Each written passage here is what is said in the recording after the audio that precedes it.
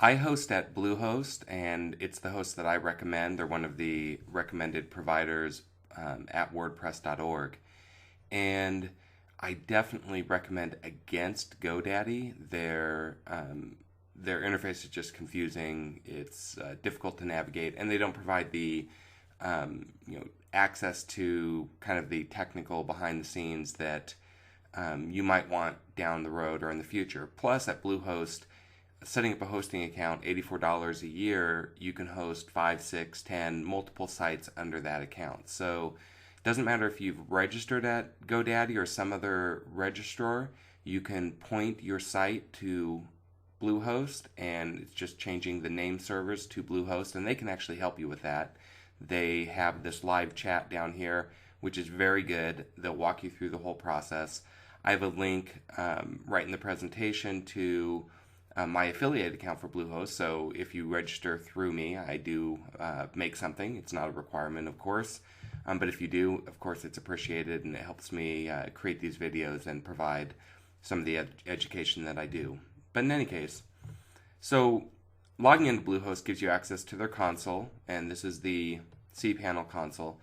And as you scroll down, I'm not going to use the Simple Scripts installation because until you've done some installations, which I've done several, you're going to look down here and find site builders. And what you're going to find is this Simple Scripts. I can go directly to WordPress, but that just takes you to Simple Scripts.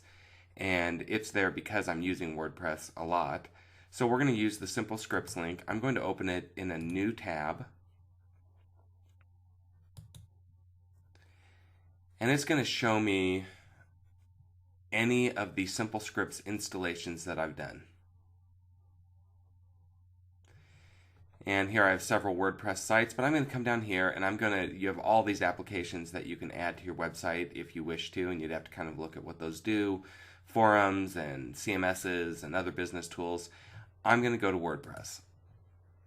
And now it shows me my WordPress installs, some other information. Then it says install a brand new version of WordPress. Now when you first set up your account, you won't have any of these WordPress installs. You'll set up your first site using a WordPress install. So you would only see the current site you have registered at Bluehost or pointed at Bluehost.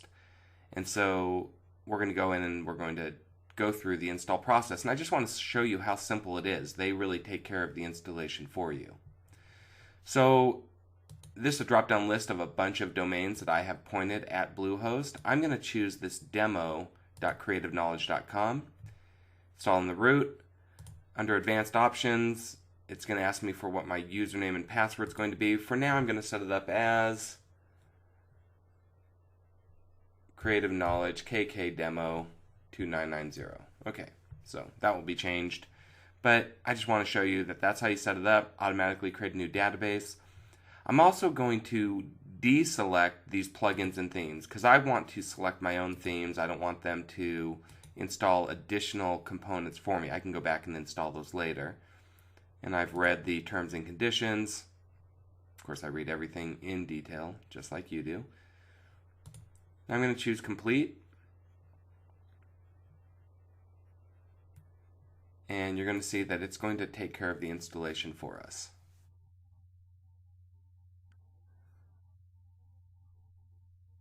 So there we can see the status update. Okay, there are existing files, that's right, because I did a previous install to test this. You won't get that message the first time you do an install. I'm just going to overwrite them, that's fine.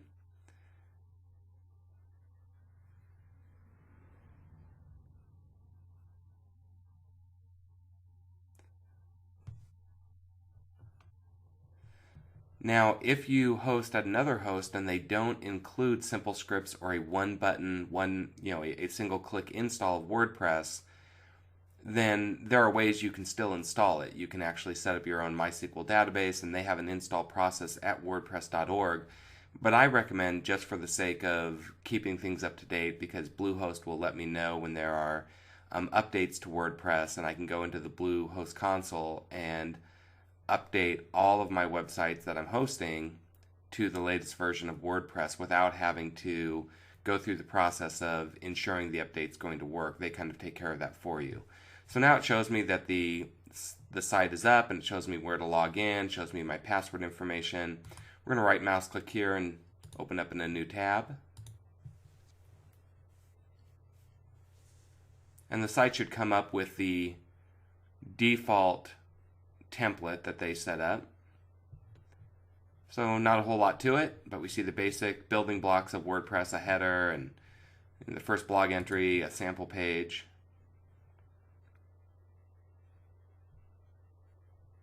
Shows you some of the formatting options. And now we're going to go back here and we're going to go to our login page. Once it's up,